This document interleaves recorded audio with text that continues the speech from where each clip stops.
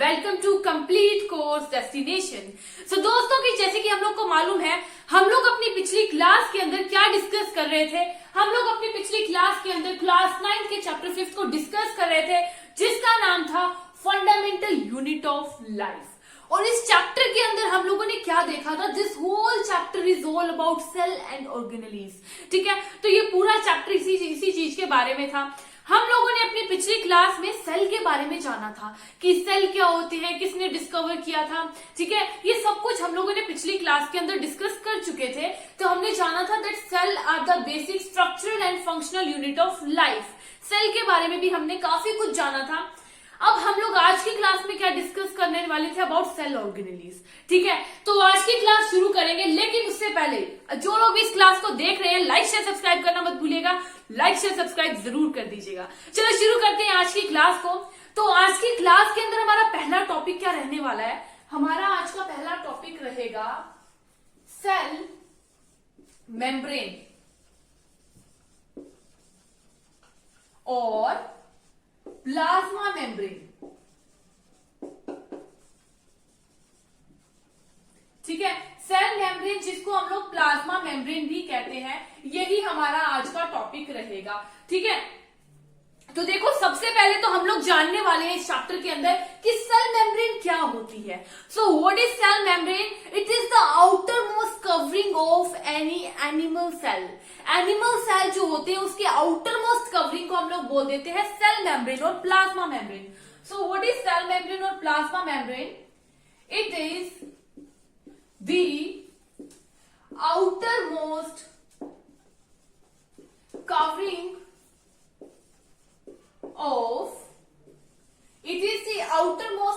of animal cell।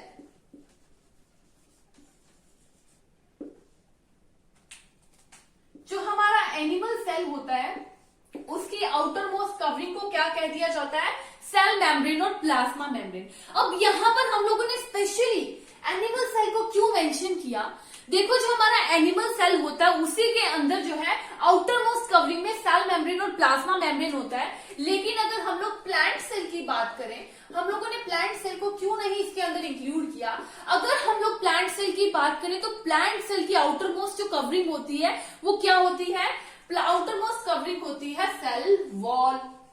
Okay, हमारे plant cell की outer most covering होती है सेल वॉल, लेकिन एनिमल सेल की आउटर मोस्ट कवरिंग क्या होती है? सेल मेम्ब्रेन, जिसको हम लोग प्लाज्मा मेम्ब्रेन भी कह देते हैं। अब देखो क्या होता है कि जो हमारी सेल वॉल होती है वो काफी रिजिड होती है।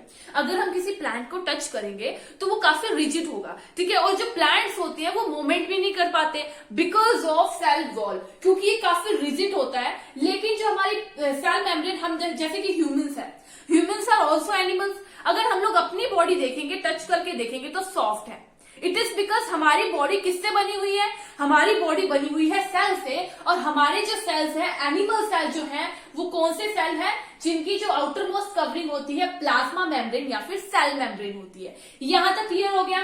What is cell membrane? It is the outer most covering of animal cell. Animal cell की आउटर मोस्ट कवरिंग को कह दिया जाता है सेल मेम्ब्रेन। उसके बाद हम लोग इसकी सेकेंड बात देखें तो हमारी जो प्लाज्मा मेम्ब्रेन होती है या फिर सेल मेम्ब्रेन होती है, इसका क्या काम होता है ये हम लोग देखेंगे। सेल मेम्ब्रेन का क्या काम होता है? So it separates the content of the cell. It separates the content of the cell from the environment, from the outer environment. क्या काम है इसका? It separates the content of the cell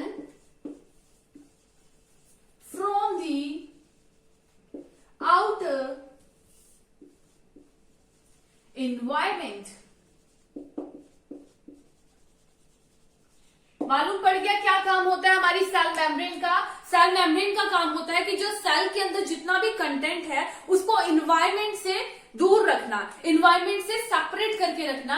यही काम हो जाता है हमारी प्लाज्मा मेम्ब्रेन और सेल मेम्ब्रेन का। ठीक है, ये तो हो गई दो बातें। सबसे पहले तो एनिमल सेल की आउटर मोस्ट कवरिंग को कह दिया जाता है सेल मेम्ब्रेन। उसी तरह जो हमारा सेल मेम्ब्रेन है उसका क्या काम होता है? सेल के अंदर जितना भी कंटेंट है उसको सेपरेट कर लेना इन्वायरमेंट से, उसी को बोल दिया जाता है प्लाज्मा मेम्ब्रेन। उसके बाद हम लोग क्या देखेंगे? प्लाज्मा मेम्ब्रेन जो होता है क्या होता है, it is semi permeable, semi permeable या फिर सिलेक्टिव परमिएबल भी इसको कह देते हैं, ठीक है। जो हमारी सेल वॉल होती है, सेल मेम्ब्रेन होती है, वो सेमी परमिएबल होती है। सेमी परमिएबल का क्या मतलब है कि जो हमारी सेल मेम्ब्रेन है वो कुछ सिलेक्टिव ही चीजों को अंदर आने देती है सेल के, और कुछ सिलेक्टिव ही चीजों को बाहर जाने देती है सेल के, इसी वजह से इसको सिलेक्टिव परमिएबल भी कह देते हैं, ठीक है। It is also called selective permeable. कुछ ही चीजों को अंदर आने, जैसे कि हम लोग, ठीक है, वी आर ह्यूमंस, हम लोग क्या करते हैं अपने घर के अंदर किनको आने देते हैं, कुछ ही लोगों को अपने घर के अंदर आने देते हैं जो हमारे रिलेटिव्स होते हैं, फ्रेंड्स होते हैं, जान पहचान के होते हैं, लेकिन अननोन पीपल्स को आने हम लोग नहीं देते। उसी तरह से जो हमारी सेल मेम्ब्रेन होती है, ये क्या करती है, ये क्या करती है, the plasma membrane, the plasma membrane allows the entry and exist of some material, कुछ ही materials को, of some materials in and out of the cell। जो सेल है, जो प्लाज्मा मेम्ब्रेन क्या करती है, एंट्री और एग्जिस्ट जो है कुछ ही मटेरियल्स को अलाउ करती है, in and out of the cell, cell के अंदर आना और बाहर जाना कुछ ही मटेरियल्स को अलाउ होता है। तो इसी वजह से इसको सेमी परमिएबल और सिलेक्टिव परमिएबल मेम्ब्रेन भी कह दिया जाता है, ठीक है। ये हो गया हमारे सेल का सेमी परमिएबल। तो उसके बाद हम लोग देख लेते हैं कि हमारी प्लाज्मा मेम्ब्रेन जो होता है उसकी अगली क्या काम होता है। तो उसके हम लोग देखते हैं अगले पॉइंट को, तो क्या होगा, substance move across bye diffusion. जो सब्सटेंस होते हैं उनकी मूवमेंट कैसे होती है, बाय डिफ्यूजन। जो हमारे सेल मेम्ब्रेन होती है उसमें से कुछ सब्सटेंस होते हैं जो कि डिफ्यूजन के प्रोसेस से जो है इन और आउट जाते हैं। जैसे कि हमारे सब्सटेंस हो गए कार्बन डाइऑक्साइड एंड ऑक्सीजन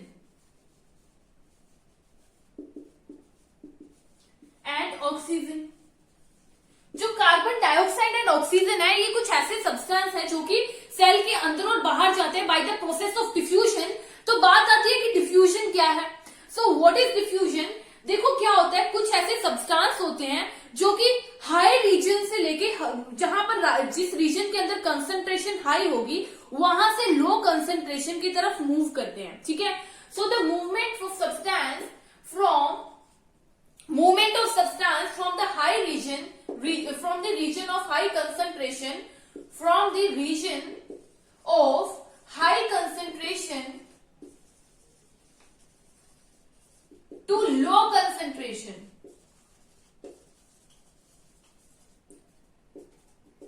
क्या होता है, movement of substance from the region of high concentration to low concentration is called what, diffusion.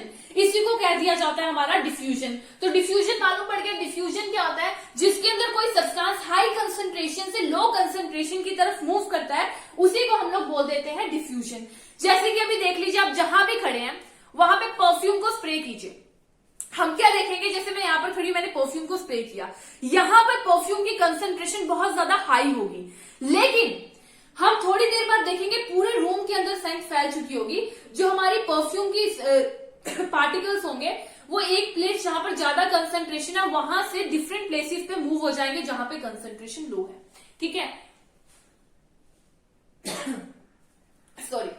तो कंसंट्रेशन, हाई कंसंट्रेशन से लो कंसंट्रेशन की तरफ मूवमेंट होगी, इसी को हम लोग कह देंगे डिफ्यूजन, ठीक है। अब देखिए क्या होगा, जो डिफ्यूजन है हमारे सेल के अंदर भी होती है। जैसे कि हमारा सेल होता है, सेल के अंदर मान लीजिए क्या है, कार्बन डाइऑक्साइड है। What is carbon dioxide, it is cellular waste. Carbon dioxide क्या होता है, सेलुलर वेस्ट होता है, and it is required to be excreted out of the cell. It is required to be excreted by the cell. ये जो carbon dioxide है इसकी cell के अंदर कंसंट्रेशन क्या होती है, काफी हाई होती है। कार्बन डाइऑक्साइड की सेल के अंदर कंसंट्रेशन जो है हाई होती है। अब अगर इन्वायरमेंट में देखें तो सेल के इन्वायरमेंट के जो है, इन्वायरमेंट में कंसंट्रेशन कार्बन डाइऑक्साइड की लो होगी तो क्या होगा, जब तक इन्वायरमेंट के अंदर कंसंट्रेशन लो रहेगी और सेल के अंदर कंसंट्रेशन हाई रहेगी, तब तक जो कार्बन डाइऑक्साइड है उसकी मूवमेंट जो है इनर से आउटवर्ड आती रहेगी by the process of what, diffusion. Diffusion के प्रोसेस से कार्बन डाइऑक्साइड जो है सेल से बाहर आती जाएगी, इसी को हम लोग कह देंगे डिफ्यूजन का प्रोसेस। क्योंकि सेल के अंदर कंसंट्रेशन है हाई और एनवायरमेंट में कंसंट्रेशन है लो कार्बन डाइऑक्साइड की। उसी तरह से क्या होता है, ऑक्सीजन, जो हमारा ऑक्सीजन होता है, ऑक्सीजन की कंसंट्रेशन इन्वायरमेंट में ज्यादा हो जब और सेल के अंदर कम हो तो क्या होगा, जो ऑक्सीजन है उसकी मूवमेंट आउटवर्ड टू इनवर्ड शुरू हो जाएगी, ठीक है। और जब तक उन दोनों की कंसंट्रेशन सेम लेवल पर नहीं आ जाती तब तक क्या होगा, इसकी मूवमेंट होती रहेगी। सो हम लोग कह सकते हैं कि सेल्स के अंदर गैसेस का एक्सचेंज होने के लिए बहुत इंपॉर्टेंट है हमारा डिफ्यूजन। हम लोग कह सकते हैं diffusion is very important for the exchange of gases between cell and environment, ठीक है। जो सेल एंड एनवायरमेंट होता है उनके बीच में गैसेस का एक्सचेंज होने के लिए हमारा जो डिफ्यूजन है बहुत ही ज्यादा इंपॉर्टेंट प्रोसेस है। तो अब मालूम पड़ गया डिफ्यूजन क्या होता है। डिफ्यूजन होता है movement of any substance from the region of high concentration to the region of low concentration is called diffusion. ये तो हो जाती है बात डिफ्यूजन की। इसके बाद हमारे सेल्स जो होते हैं उसके अंदर ऑस्मोसिस भी होती है, ठीक है। ऑस्मोसिस को जानेंगे, what is osmosis.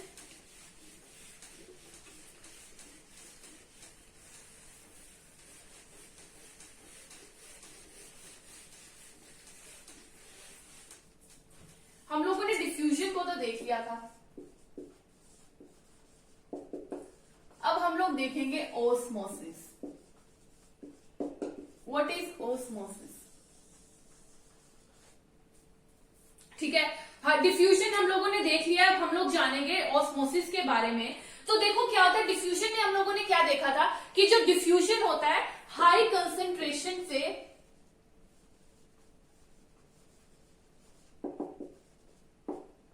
To low concentration, high concentration से लो कंसंट्रेशन तक के मूवमेंट को बोलते हैं हम लोग डिफ्यूजन। और जो हमारी डिफ्यूजन है, ये बात ध्यान से नोट कीजिए, डिफ्यूजन जो है हमारी गैसेस में और सॉलिड्स में होती है, ठीक है। गैसेस एंड सॉलिड्स के अंदर डिफ्यूजन होती है। अगर हम लोग बात करें ऑस्मोसिस की, तो व्हाट इज ऑस्मोसिस, है बिल्कुल डिफ्यूजन जैसा ही। It is the movement of fluids, ये बात नोट कीजिएगा, fluids, it is the movement of fluids.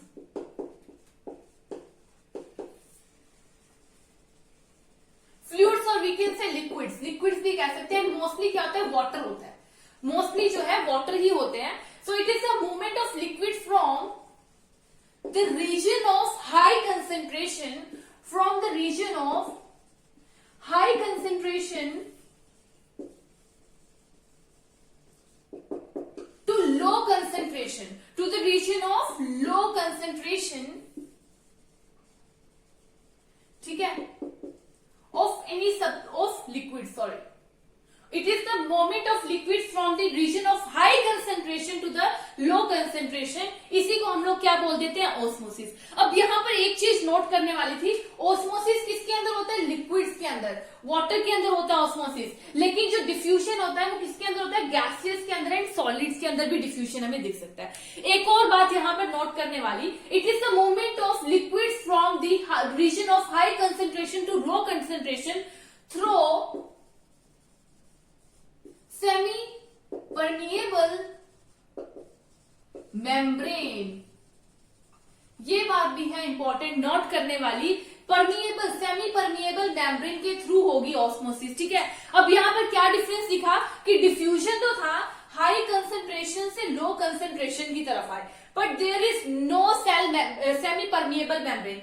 Semi permeable membrane बिल्कुल नहीं थी, ठीक है। और ये किसमें हुई, गैसेस और सॉलिड्स में हुई। लेकिन जो हमारी ऑस्मोसिस थी ये हाई कंसेंट्रेशन से लो कंसेंट्रेशन की तरफ गए, लेकिन इसके अंदर क्या था, एक सेमी परमिएबल मेम्ब्रेन थी, ठीक है।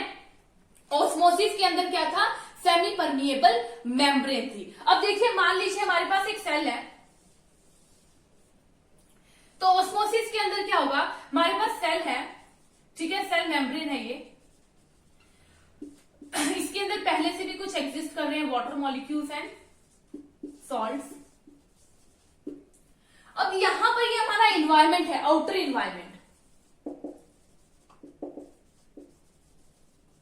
आउटर इन्वायरमेंट है जिसके अंदर जो है वाटर के मॉलिक्यूल्स भी हैं और उसी के साथ साथ जो है सॉल्ट्स भी हैं। अब जो हमारी सेल मेम्ब्रेन होगी, it only allows water to enter.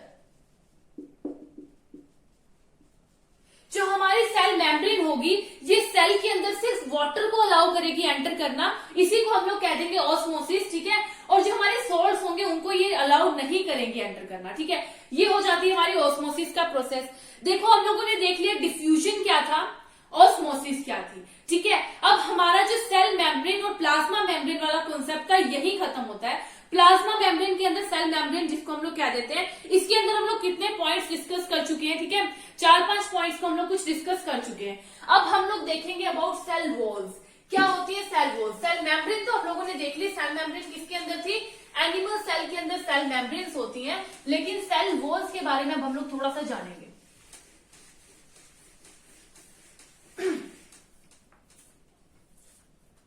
देखो, अभी हम लोगों ने सेल वॉल के बारे में सेल मेम्ब्रेन के बारे में जाना, उसमें हम लोगों ने ऑस्मोसिस और डिफ्यूजन के बारे में पढ़ा था, ठीक है। तो ऑस्मोसिस में हम लोगों ने क्या देखा था कि जो सेल मेम्ब्रेन है वो वाटर को जो है अंदर आने देती है, वाटर को अलाउ कर देती है। अब इसी के बेसिस पे जो सॉल्यूशंस होते हैं, it is of 3 type. Solutions कितने टाइप के होते हैं? 3 टाइप। कौन से सॉल्यूशन होते हैं?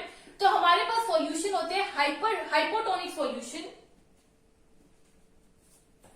हाइपोटोनिक सॉल्यूशन, इसी के साथ हमारा सेकंड टाइप का सॉल्यूशन कौन सा होता है? हाइपोटोनिक सॉल्यूशन, हाइपरटोनिक सॉल्यूशन,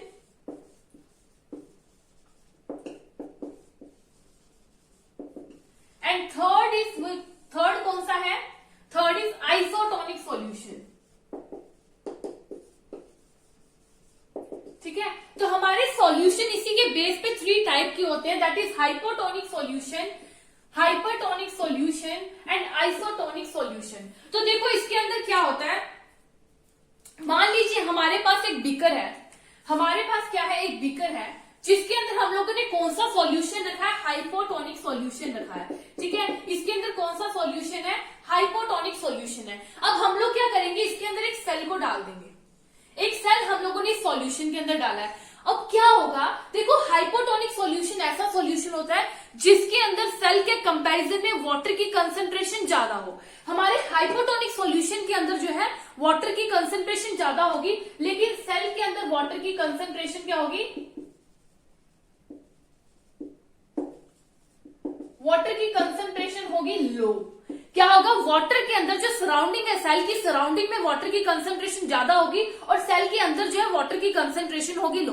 अब क्या होगा, जो हमारा वाटर है ना, क्या देखा था हम लोगों ने, हाई कंसंट्रेशन से लो कंसंट्रेशन की तरफ मूवमेंट होती है। ये हम लोगों ने डिस्कस किया था कि जो वाटर है उसकी मूवमेंट हाई कंसंट्रेशन से लो कंसंट्रेशन की तरफ होगी ऑस्मोसिस के अंदर। तो इसके अंदर क्या होगा, जो वाटर है, वाटर जो है सराउंडिंग से अंदर की तरफ मूवमेंट शुरू करेगा, ठीक है। क्या होगा, हाइपोटोनिक सॉल्यूशन के अंदर वाटर जो है एनवायरमेंट से सेल के अंदर जाना शुरू होगा एंड एज अ रिजल्ट क्या होगा, सेल जो है स्वेलो हो जाएगा। सेल क्या हो जाएगा? स्वेलो हो जाएगा।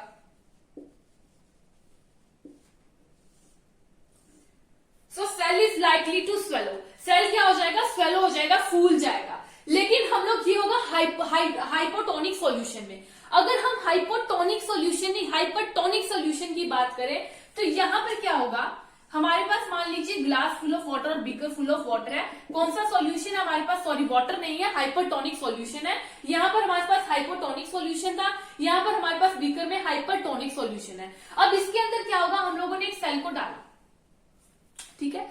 तो हाइपरटोनिक सॉल्यूशन के अंदर क्या होगा, हमारा जो वाटर की कंसंट्रेशन है सेल के बाहर सराउंडिंग में वो क्या होगी? लो होगी। वाटर की कंसंट्रेशन सराउंडिंग में क्या होगी? लो होगी। बट जो सेल के अंदर है वो हाई होगी। जब सेल के अंदर वाटर की कंसंट्रेशन हाई होगी तो क्या होगा, वाटर की मूवमेंट बाहर को स्टार्ट हो जाएगी। मतलब कि इसमें क्या होगा, हाइपरटोनिक सॉल्यूशन के अंदर वाटर जो है बाहर की तरफ मूवमेंट करेगा। एज अ रिजल्ट जो हमारा सेल होगा वो क्या हो जाएगा, श्रिंक हो जाएगा, सेल हो जाएगा श्रिंक इसके अंदर। ठीक है, पता चल गया हाइपरटोनिक सॉल्यूशन का। हाइपोटोनिक सॉल्यूशन में क्या था, हमारे पास एक बीकर के अंदर हाइपोटोनिक सॉल्यूशन था जिसके अंदर हम लोगों ने सेल को डाल दिया। अब क्या होगा उस सेल का, जो हमारे इन्वायरमेंट होगा सेल के, वो उसमें ज्यादा वाटर की कंसंट्रेशन ज्यादा होगी, लेकिन सेल के अंदर वाटर की कंसंट्रेशन होगी लो, जिसकी वजह से वाटर की movement outward to inward start हो जाएगी और जो हमारा सेल हो जाएगा वो स्वेलो हो जाएगा। वहीं अगर हम लोग हाइपरटोनिक सॉल्यूशन की बात करें तो यहां पर हमने एक बीकर के अंदर हाइपरटोनिक सॉल्यूशन ले लिया, उसके अंदर सेल को डाला, तो सेल को डालने के बाद क्या होगा, सेल जो है हमारा उसके अंदर से वाटर जो है बाहर की तरफ मूव होना शुरू हो जाएगा और सेल हो जाएगा श्रिंक। अगर हम लोग आइसोटोनिक सॉल्यूशन की बात करें तो आइसोटोनिक सॉल्यूशन क्या होगा, मान लीजिए हमारे पास एक बीकर है, उसके अंदर हम लोगों ने आइसोटोनिक सॉल्यूशन डाल दिया और उसी के साथ साथ हम लोगों ने एक डाल दिया सेल। अब देखो यहां पर क्या होगा, जो सॉल्यूशन होगा उसके अंदर और जो सेल होगा उसके अंदर कंसंट्रेशन एकदम इक्वल होगी। Concentration of water is equal in both solution and cell. जो सेल है और जो हमारा आइसोटोनिक सॉल्यूशन है, इन दोनों के अंदर वाटर की कॉन्सेंट्रेशन एकदम सेम होगी, जिसकी वजह से इसकी साइज जो है साइज रिमेन सेम, साइज बिल्कुल सेम रहेगा सेल का। जो साइज है सेल का वो बिल्कुल सेम रहेगा, वाटर की बिल्कुल भी मूवमेंट नहीं होगी। तो ये हो जाते हैं हमारे हाइपोटोनिक एंड आइसोटोनिक सॉल्यूशन। अब बात आती है कि देखो क्या हम लोग हाइपोटोनिक सॉल्यूशन को हाइपोटोनिक में चेंज कर सकते हैं, क्या इनकी कन्वर्जन हो सकती है? तो देखो क्या होगा, हम लोगों ने एक बीकर लिया, इसके अंदर हम लोगों ने कौन सा सॉल्यूशन ले लिया, हाइपोटोनिक सॉल्यूशन ले लिया। ठीक है, हम लोगों ने इसके अंदर कौन सा ले लिया था, हाइपोटोनिक सॉल्यूशन ले लिया। अब क्या करेंगे हम लोग, इसके अंदर डाल देंगे सेल। इसके अंदर हम लोगों ने क्या डाल दिया, सेल डाल दिया। हाइपोटोनिक सॉल्यूशन मतलब हम लोगों ने इसके अंदर क्या ले लिया, वाटर ले लिया, H2O ले लिया, डिस्टिल्ड वाटर। हम लोगों ने इसके अंदर ले लिया डिस्टिल्ड वाटर और उसके अंदर डाल दिया सेल। अब क्या होगा, हाइपोटोनिक सॉल्यूशन था, जो सेल है उसके अंदर वाटर की मूवमेंट स्टार्ट हो जाएगी और सेल हो जाएगा स्वेलो, फूलना शुरू हो जाएगा सेल। अब हमने क्या किया, ये तो हाइपोटोनिक सॉल्यूशन था, इसे चेंज करते हैं हाइपोटोनिक में। हमने क्या किया, 2 स्पून्स ले लिए, जिसके अंदर सॉल्ट है उसके अंदर ऐड कर दिया। अब ये सॉल्यूशन नहीं रहेगा, हाइपोटोनिक सॉल्यूशन बन जाएगा हाइपरटोनिक। अब क्या होगा, जो मूवमेंट अंदर की साइड थी वही मूवमेंट अब बाहर की साइड हो जाएगी और जो हमारा सेल है वो क्या हो जाएगा, श्रिंक हो जाएगा। मतलब कि हम लोग सॉल्यूशन को चेंज भी कर सकते हैं हाइपरटोनिक से हाइपोटोनिक, इवन कि वो रिलेट करता है। कोई एक ऐसा सॉल्यूशन भी हो सकता है जो कि एक चीज के लिए हाइपोटोनिक है, दूसरी चीज के लिए हाइपरटोनिक है। ठीक है, तो ये रिलेट करता है। ओके, तो अब हम लोगों ने देख लिया, पूरा पढ़ लिया है अबाउट सेल मेम्ब्रेन। ठीक है, प्लाज्मा मेम्ब्रेन के बारे में पूरा डिस्कस कर लिया हम लोगों ने। उसी के साथ साथ हम लोगों ने सॉल्यूशंस के बारे में भी जान लिया, 3 type of solution, hypotonic, hypertonic, isotonic. इसके बाद हम लोग बात करेंगे about cell wall. Cell wall के बारे में डिस्कशन करते हैं थोड़ी सी।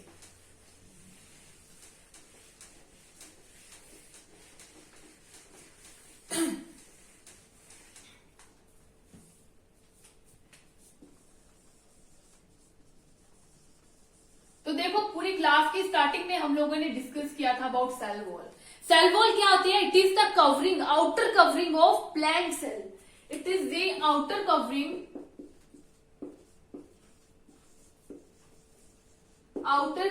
Of plant cell. जो हमारा प्लांट सेल होता है उसकी आउटर कवरिंग को बोल दिया जाता है सेल वॉल, जो कि होता है थोड़ा सा रिजिड। और किससे बना होता है, it is made up of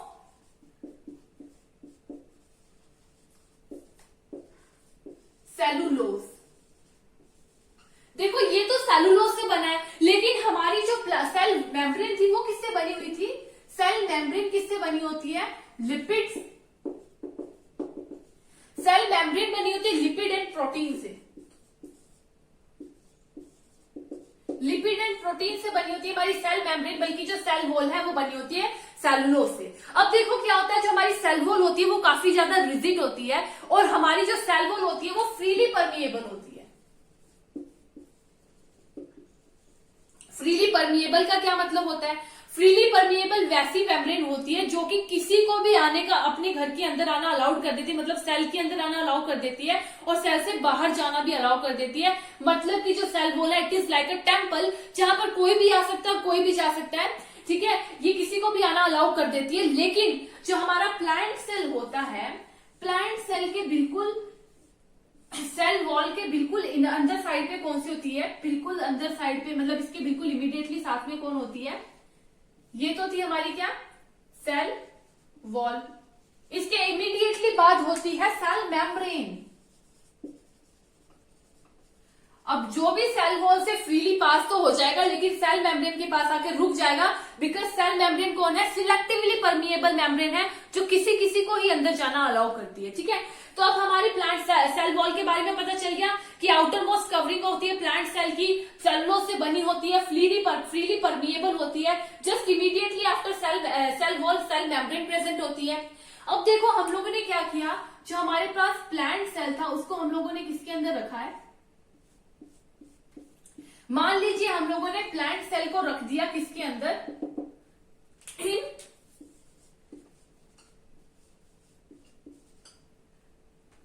hypertonic solution.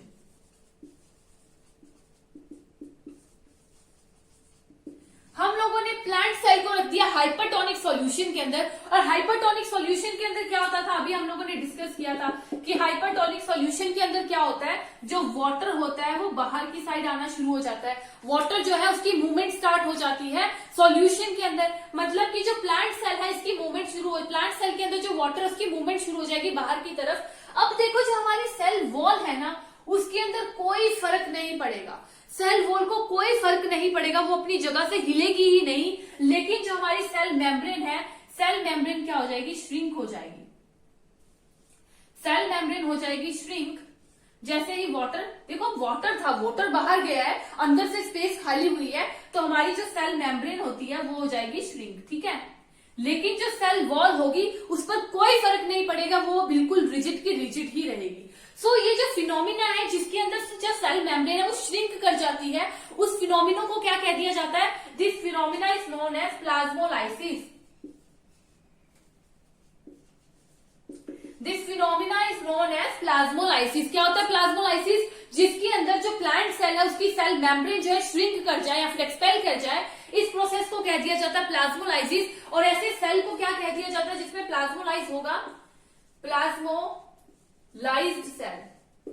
ऐसे सेल को कह दिया जाता है प्लाज्मोलाइज्ड सेल, जिसके अंदर प्लाज्मोलाइसिस वाला फिनोमिना अकर होगा। ओके, तो ये हो जाता है हमारा सेल मेम्ब्रेन। पता चल गया सेल मेम्ब्रेन के बारे में। हम लोगों ने आज की क्लास में क्या क्या डिस्कस किया? हम लोगों ने आज की क्लास में डिस्कस किया है सेल मेम्ब्रेन के बारे में, जिसको हम लोग क्या बोल देते हैं? सेल मेम्ब्रेन को प्लाज्मा मेम्ब्रेन भी कह देते हैं। उसके बाद हम लोगों ने 3 सॉल्यूशंस के बारे में डिस्कस की, that is hypotonic, hypertonic, isotonic. उसके बाद हम लोगों ने सेल वॉल के बारे में डिस्कस किया।